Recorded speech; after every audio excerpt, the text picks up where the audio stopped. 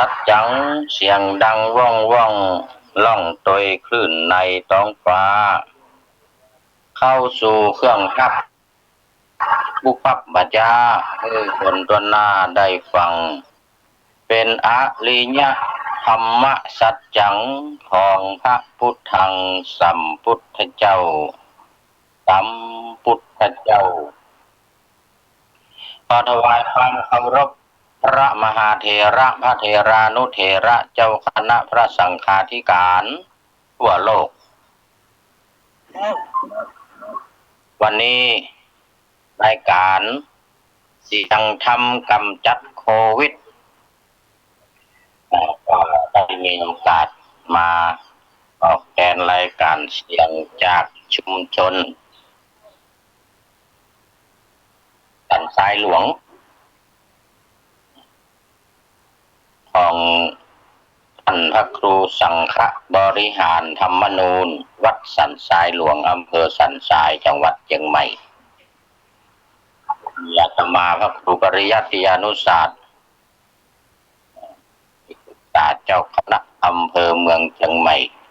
เป็นผู้ดำเนินรายการแทนในวันนี้เหมือนเดิมเนี่ย3-4 อาทิตย์นี่เข้าอาทิตย์ที่4ละเนาะก็ในรายการเสียงธรรมกำจัดโควิดหรือธรรมะชนะโควิดที่ได้นำเสนอมาตั้งแต่แรกคือสติปัฏฐาน4นี่ก็เป็นหัวข้อใหญ่ในรายละเอียดมีนักอริยสัจสี่ก็อยู่ในนี่อริยสัจสี่นี่ก็เป็นปัจจัยสำคัญเหมือนกันได้ว่าไปหมดแล้วธรรมะต่างๆเริ่มตั้งแต่กายเวทนาจิตธรรมในส่วนของร่างกายในส่วนของเวทนาในส่วนของจิตนะและในส่วนของธรรมานุปัสสนาช่วงนี้ยังอยู่ในส่วนของธรรมานุปัสสนาซึ่งมีหัวข้อธรรมอยู่หลากหลายมาถึงในช่วงของวิปัสสนาหลังจากวิปัสสนานี่ก็จะได้ไปสมถะกรรมฐานวิปัสสนากรรมฐานนี้73หัวข้อเรียกว่าเป็นอารมณ์73อารมณ์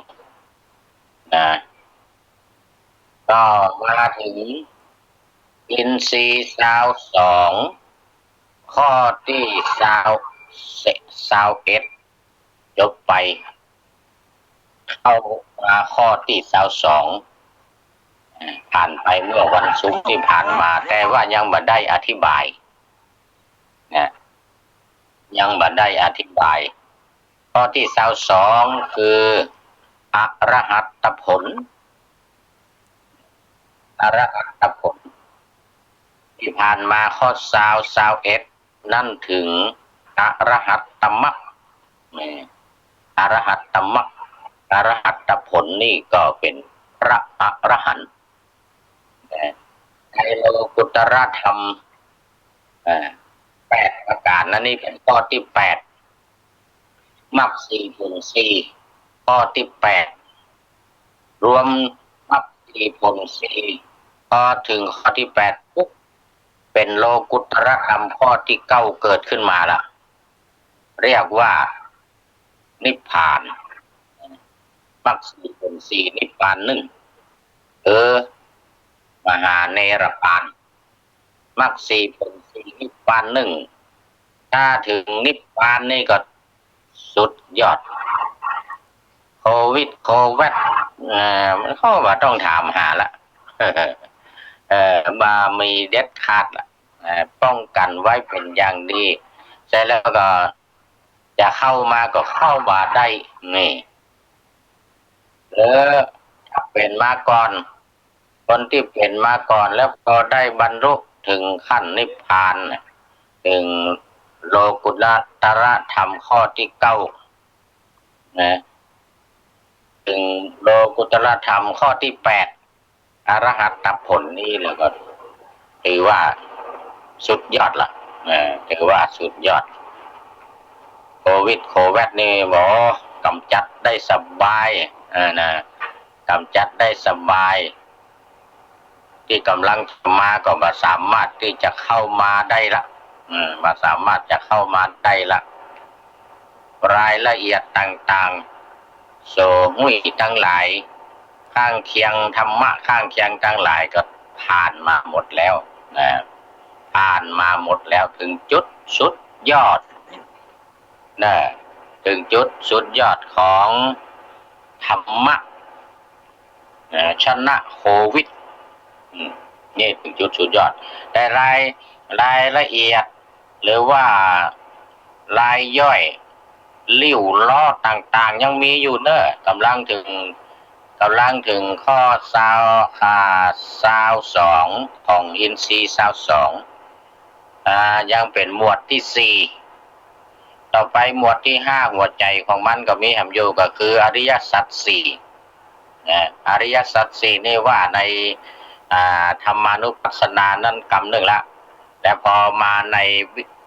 วิปัสสนากรรมฐานนี่ก็มีหมวดที่ห้าเป็นอริยสัจสี่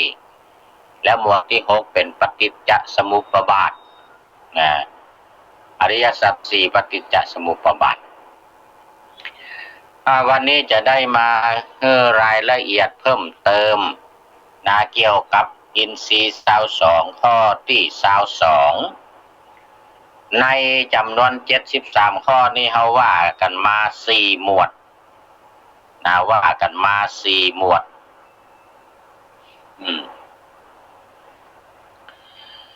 ว่ากันมา4หมวดก็คือหมวดที่1ขันธ์5หมวดที่2อายตนะ12เป็น17หมวดที่3ธาตุ18เป็น35หมวดที่4นี่อินทรีย์22เป็น57ก็เดี๋ยวเราไปบวกอริยสัจ4แถม4ก็จะเป็น61ปฏิจจสมุปบาทแถม12ก็จะเป็น73เนอะสถาญาติโยมเป็น73หัวข้อทั้งหลายเหล่านี้ชื่อก็ดีชื่อหมวดก็ดีอย่างต่างๆนี่เขาก็ต้องพยายามจำเอาไว้เนอะจำเอาไว้ส่วนรายละเอียดต่างๆมาในหมวดใดหมวดใดหมวดใดมีอย่างพ้องมีอย่างพ้องก็ค่อยๆจำไป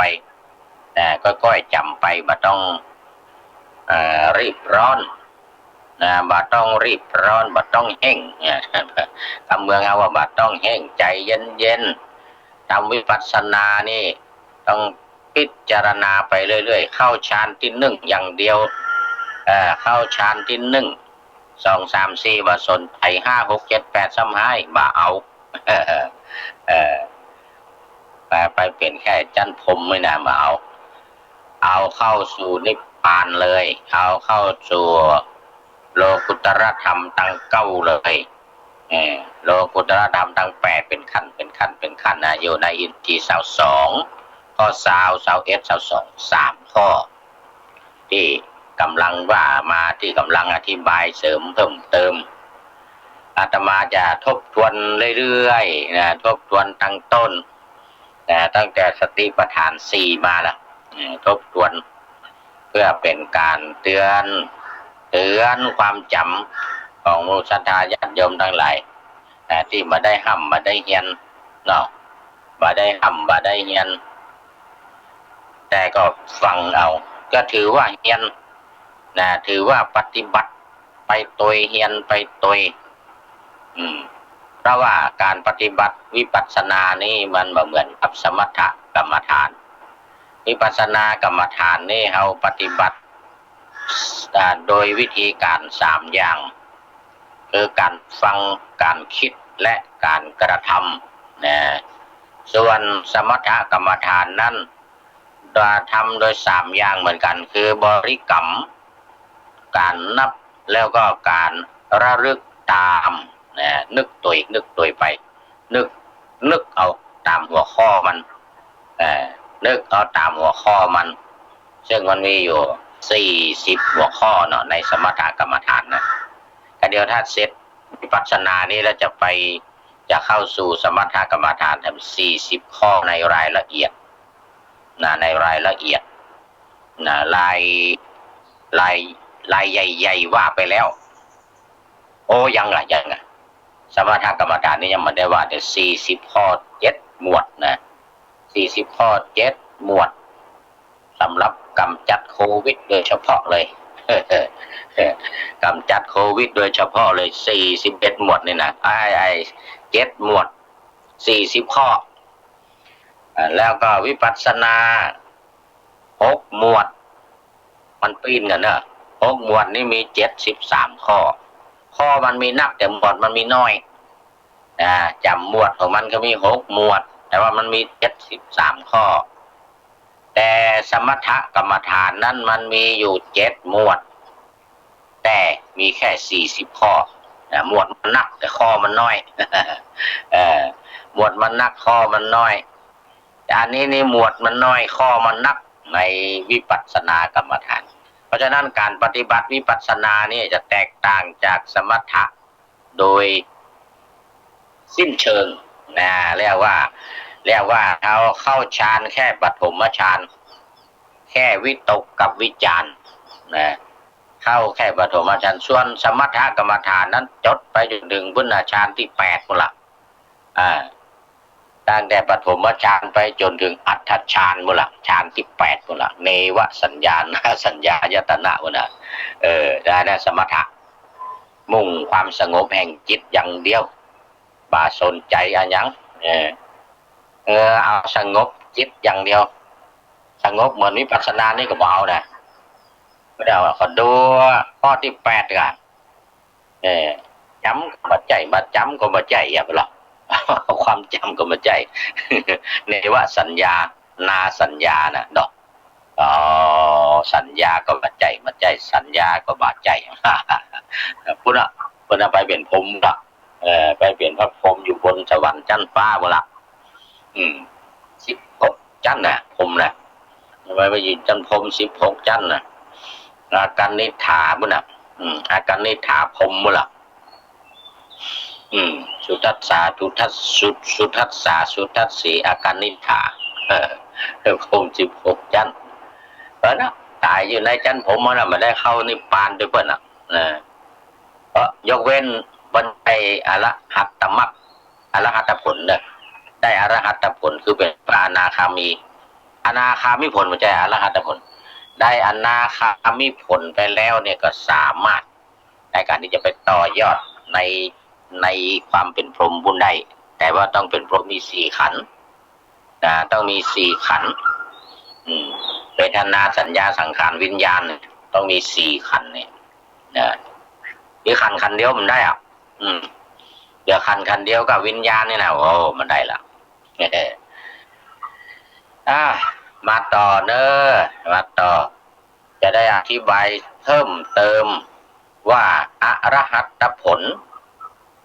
ที่ว่ากำจัดป้องกันถึงกำจัดถึงป้องกันนะโควิดได้อย่างแน่นอนนี่นะคือความเป็นพระอรหันต์ความเป็นพระอรหันต์ได้แก่การกำจัดสังโยชน์5เบื้องบนเรียกอุทธัมภาคิยสังโยชน์รูปราคะอรูปราคะมานะอุทธัจจะอวิชชาวันนั้นก็อู้มาถึงอวิชชาอยู่แต่ว่ามันยังไม่ได้อู้รายละเอียดยังไม่ได้อู้รายละเอียดของอวิชชาว่ามันเป็นอย่างไรแล้วพอดับอวิชชาได้เนี่ยมันก็ปิ้นจะลิ้นกันกลายเป็นวิชชาแล้ววิชชาเนี่ยมันก็จะมีรายละเอียดเพิ่มเข้ามาแถมวิชชา3วิชชา8นี่เพิ่มเติมเข้ามาแถมในรายละเอียดของวิชชาเนี่ยทีนี้ก็มาอู้ถึงอวิชชาเนี่ยก่อนรูปราคะอรูปราคะข้อที่6ที่7มานะข้อที่8อุทธัจจะข้อที่9ว่าไปแล้วเนาะค่อนข้างจะละเอียด นะค่อนข้างจะละเอียดว่าไปละมาข้อที่10เนี่ยวิชาค้างไว้เมื่อวันศุกร์ที่ผ่านมาเนอศรัทธาญาติโยมเมื่อวันศุกร์ที่ผ่านมาอู้ถึงว่าอวิชชาหมายถึงความบ่าหูนะความบ่าหูนี่คือบ่าหูอริยสัจ4ประการในหมวดที่5ของวิปัสสนารมณ์ที่เราจะอู้กันต่อไปนี่แหละแต่ว่ายังมาอู้รายละเอียดในนั่นอาจจะอู้ในแง่ของอวิชชามาได้อู้ในแง่ของความบ่าหูอีมาได้นะรายละเอียดของอริยสัจจะทำตั้ง4นะเราจะไปว่าในหมวดที่5แห่งกรรมหมวดนี้เข้าใจได้หูเพียงแต่ว่าในฐานะมันเป็นอวิชชาคือความบ่าหูความบ่าหูเนี่ยได้แก่บ่าหูอริยสัจสี่แต่อีกก็พอละอริยสัจสี่ก็คือทุกข์สมุทัยนิโรธมรรคนี่มันจะกำจัดโควิดได้เพราะเหตุนี้อย่างใดมันเป็นขั้นตอนปอกสถานมันเป็นขั้นตอนในการกำจัดโควิดประการที่1ทุกข์หรือว่าทุกขังนี่นะความทุกข์ความทนได้ยากถ้าเราไปโดนโควิดมันถึงทนบัดได้อะเขาลงข่าวมาเขาลงไลน์มาปะตะโรหายใจโอ้นะปะตะโรมันทนยากขนาดอ่ะเนี่ยบนเรียกว่ามันเป็นทุกข์มันทนได้ยากทุกข์เนี่ยคำมันมาจากคำว่าทุกขะนี่นะขะมะธาตุนี่นะขะมะเป็นลบมะไปเนาะขะมะนี่แปลว่าทนนะแปลว่าอดทนทีนี้มอมีทุกเข้ามาตั้งหน้าทุกนี่แปลว่ายากแปลว่าชั่วแปลว่ายากนะ2อย่างทุกนี่นะทอทหารสระอุเนี่ยมันแปลว่ายากมันแปลว่าชั่วทุนี่แปลว่าชั่วทุแปลว่ายาก2อย่างอย่างผู้ละคนอย่างเงี้ยกำลังบดี กำลังลดน้อยถอยลงเนี่ยทีนี้มันนำหน้าคะนำหน้าคะเบิ้ลซ้อนกอไก่เข้ามาตัวหนึ่งออกเสียงว่าตุกขะคะตัวนี้แปลว่าอดทนแปลว่าทนนะแปลว่าอดทนอย่างขันตินะขันติคือความอดทนแล้วก็ประกอบวิพัฒน์ปัจจัยไปเนาะมันมีทุกอยู่ตั้งหน้ามันมีทุกอยู่ตั้งหน้าขันติความอดทนคามามิขอให้เพิ่นอดโทษอย่างเงี้ยนะขอให้เพิ่นยกโทษถึงเอาเนี่ยก็ใจคามามิคำมาฐานนี่ละลบมากไปอย่างก็เหลือก็ขอไข่ทุกมาไว้ตั้งหน้าซ้อนกอไก่เข้ามา1ตัวก็เป็นทุกขะทุกขังทุกขะทุกขังตัวนี้แหละคือตัวปัญหาคือสิ่งที่ค้นหาค้นหายากนั่นเองตัวปัญหานี่นะสิ่งใดที่เราต้องการแล้วบ่ได้อันนี้คือปัญหาอันนี้คือทุกข์เราต้องการความสุขเราต้องการความสบายแล้วมันบ่สบายสักกรรมโคโรนาเข้ามากินปอดเข้ามากินปอดเอาหายใจยากลำบากหกฮะถึงละอ่อนถึงคนใหญ่เขาส่งหูมาในไลน์นะใส่สายมันยงมันยังเพื่อช่วยหายใจนะออกซิเจนเนี่ยใส่ออกซิเจนมันยงมันยังแล้วก็หายใจหกนี่แหละมันคือตุกเนี่ยอันนี้นะคือตุกคือข้อที่1ของอริยสัจธรรมทั้ง4ประการเนี่ยพระธรรมเทศนากันแรกที่พระพุทธเจ้าทรงแสดงเอาจะต้องหู้จักมันเป็นเรียกว่าหู้จักความทุกข์เนี่ยหู้จักโควิดหู้จักไวรัสเชื้อโรคที่มันทำให้เกิดความทุกข์จ เชื้อโรคที่มันทำให้เกิดความทุกข์เนี่ยอาการของมันเนี่ยมันลำบากอย่างนี้อย่างนี้เอาข้อที่สองสาเหตุทำละสมุทัยคือสาเหตุเนี่ยมันเป็นขั้นตอนที่สองเราต้องมาดูว่ามันมาจากอะไรอย่างไอ้โควิดที่มันมาจากอะไรอย่างยังเถียงกันอยู่ถึงวันเนี่ยอาตมาก็นำออกอากาศไปแล้วเนาะทางอเมริกามันก็เถียงเข้ามาว่ามันเกิดจากอู่ฮั่นเกิดจากประเทศจีนนี่นะครั้งแรกนี่นะจีนก็ว่าบัดใจญี่ปุ่นออกนายแพทย์ของญี่ปุ่นออกมายืนยันแถมศาสตราจารย์ด็อกเตอร์ตาสุกุด็อกเตอร์ตาสุกุฮอนโจนี่นะบอกว่าโอ้อันนี้มันเกิดจากสหรัฐมันเกิดจากอเมริกาพุ่นเพิ่นมี5 สายพันธุ์แล้วก็เขามันยากหัวแป่งสายพันธุ์มันหัวออกมาเสร็จแล้วก็ควบคุมโดยบัตรตันวัคซีนกับบัตรตันได้แป่งแล้วมันก็กลายพันธุ์ไปวิดีโอนี้มันฤทธิ์มันซ้ำแหงแบบนี้เนี่ยฤทธิ์มันซ้ำแหงนี่นะก็ว่ากันไปว่ากันมากันยังหมูว่าภัยเป็นต้นเหตุที่แน่นอนไอ้สาเหตุของมันนะแต่ที่สำคัญก็คือว่าสาเหตุว่ามันเป็นไวรัสที่ร้ายแรงร้ายกาจร้ายแรงร้ายกาจมันมาจากโคโรนานี่นี่นะอันนี้คือหู้สาเหตุของมันประเดี๋ยวนี้ข้อที่3เมื่อหู้สาเหตุของมันแล้วเนี่ยนิโรธข้อที่3นี่ก็จะต้องดับเขาจะต้องแก้มันเขาจะต้องดับมันจะต้องหาวัคซีนในการที่จะมากำจัดมันจะต้องหายามากำจัดมันจีนก็แฝงยาออกมาไม่ใช่ยากำจัดโรคนี้โดยตรงมันเป็นยาที่รักษาทางด้านปอดรักษาปอดไป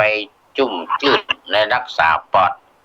ไวรัสอย่างขออภัยวัคซีนอย่างที่มีเนี่ยมันยังไม่ใช่วัคซีนที่จะไปฆ่าโคโรนาโดยเฉพาะแต่มันเป็นวัคซีนที่จะมาบำรุงร่างกายบำรุงปอดนี่ที่มันจะมาช่วยนะเป็นโรคภัยไข้อื่นอย่างอาจแทรกแซงไวรัสไอวัคซีนเหล่านี้ยาเหล่านี้ก็มาช่วยแก้โรคอื่นๆข้างเคียงเมื่อมันมีอาการหนักนะบาดใจว่าแก้โควิดโดยเฉพาะบาดใจว่าแก้โคโรนาโดยเฉพาะเตืออันนี้คือนิโรธเราจะต้องดับมันคราวนี้มรรคข้อที่4นิโรธคามินีปฏิปทานิโรธคามินีปฏิปทานี่ก็คือวิธีการหาทางก็เรียกว่ามรรคมีองค์8ประการนี่นะหาทางในการที่จะเนี่ยกำลังหายากันเนี่ยเดี๋ยวเนี่ยกำลังวิจัยวัคซีนออกมาหลายๆตัวคุณหมอในเมืองไทยเขาก็มาเดียวเนี่ยยืนการอยู่ก็คือฟ้าทลายโจร ประกาศมาตั้งแต่แรกกันเนาะคุณหมอทั้งหลายบนวิจัยกันฟ้าทลายโจร พอจะแก้ได้นะแต่ว่าบัดใจแก้โดยตรงฟ้าทลายโจรนี่นะอย่างเนี้ยเราเรียกว่าเป็นมรรค8ประการสัมมาทิฏฐิสัมมาสังกัปโปสัมมาวาจาสัมมากัมมันโตสัมมาอาจีโวสัมมาวายาโมสัมมาสติสัมมาสมาธิโดยเฉพาะสติกับสมาธินี่ตัวสำคัญนะอาตมาว่ามาตั้งแต่แรกแล้วสติปัฏฐาน4นะสัมมาสตินี่ก็คือสติปัฏฐาน4ซึ่งมันรวมกันนี่หมดวันนี้เนี่ยหัวใจสำคัญมันละเป็นต่างสายเดียวเป็นต่างสายเอกายโนยังมัคโคภิกขเววะสติปัฏฐานาพุทธเจ้าตรัสไว้ภิกษุทั้งหลายทางสายเอกนะเป็นทางสายเดียวที่จะนำไปสู่พระนิพพานนำไปสู่ความพ้นจากทุกข์นำไปสู่การดับความทุกข์ทั้งหลายสติปัฏฐานาคือสติปัฏฐานนะจัตตาโลสติปัฏฐานาคือสติปัฏฐาน4อันนี้หลอดบุดาเสร็จเนาะหลอดบุดาเสร็จเอาไว้เราก็ดำเนินการมาเดี๋ยวนี้เนี่ยมรรค มีองค์8ประการนี้เอามาใจย่อลงไปเป็นสมาธิเป็นปัญญาข้อ1ข้อ2 3 4 5เป็นศีล6 7 8เป็นสมาธินะปัญญาศีลสมาธิเปิ้นวางไว้พุทธเจ้าวางไว้สมาธิทิสมาสังกัปปะนี่เป็นปัญญาเนอะเป็นปัญญาเป็นความรู้เป็นความเข้าใจที่ถูกต้องเนี่ยสมาธิทิมีความอ่านที่ถูกต้องสมาสังกัปปะคิดถูกนะแล้วก็ข้อ3 4 5สัมมากัมมันโตสัมมาวาจาสัมมาอาชีโว3อย่างเนี่ยเป็นศีลทางการพูดทางการกระทำเนาะแล้วการเลี้ยงชีวิต6 7 8สติสมาธิวะความเพียรพยามโมความเพียรสติความมีสติแล้วก็สมาธิมีจิตใจตั้งมั่นนะอันนี้เป็นส่วนของสมาธิเพราะฉะนั้นศีลสมาธิปัญญาที่เขาว่ากันเนี่ยมันก็อยู่ในมรรคมีองค์8นี่แหละเพิ่นเลี้ยงปัญญาแล้วก็มหาศีลแล้วก็มหาสมาธิในทีหลังนะว่ามี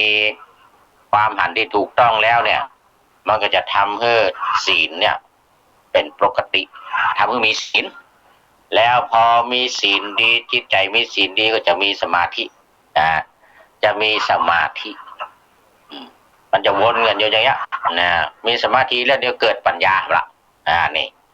สมาธิปริภาวิตาปัญญามหาภาลาโหติมหานิสังสาหลอดบุดาเสร็จนะมันจะมีปัญญาจะสมบูรณ์นะถ้าเมื่อปัญญาสมบูรณ์ก็ศีลมันจะวนกันอยู่อย่างเงี้ยศีลจะบริสุทธิ์ศีลบริสุทธิ์แล้วสมาธิก็เกิดเพราะมันมีความกังวลมันมีความผิดมีจิตปกติมันมีความผิดพลาดในอย่างต่างๆมันนึกหาความผิดเพราะว่าศีลบริสุทธิ์สมาธิก็เกิดเนี่ยมันเป็นอย่างนี้วนกันอยู่เอาละวันนี้ก็มาว่าในเรื่องของอริยสัจสี่นะหรืออวิชชาไอตัวที่เขาบอกหู้เนี่ย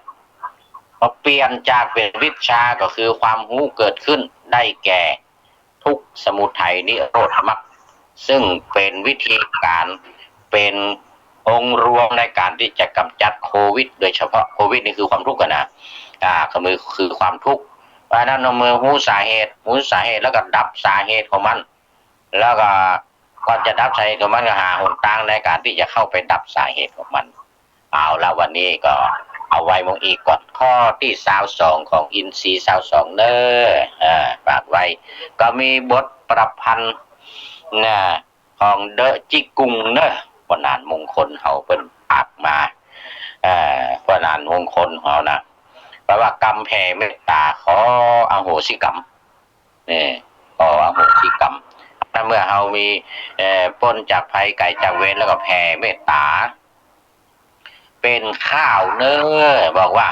วรกุศลผลบุญเตือนนี้ขอข้าม่อนนี้นะของข้าม่อนนี้โจกดีดังฝันดับซับปะเคาะบทุกโศกสัน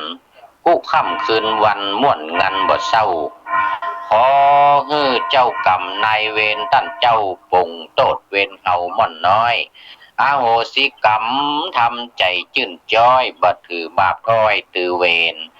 ญาติพี่น้องที่ข้องขุ่นเข็นจุ่งโป้นลำเข็นเป็นสุขตัวหน้าอยู่ดีมีแหงเข้มแข็งแก่งกล้าโป้นกำโลกาโศกอ้อนหายสะตกหัวปกสะต้อนหายอิดอ่อนเปียกำลังอายุวันวระสุขังมหาลาพังสม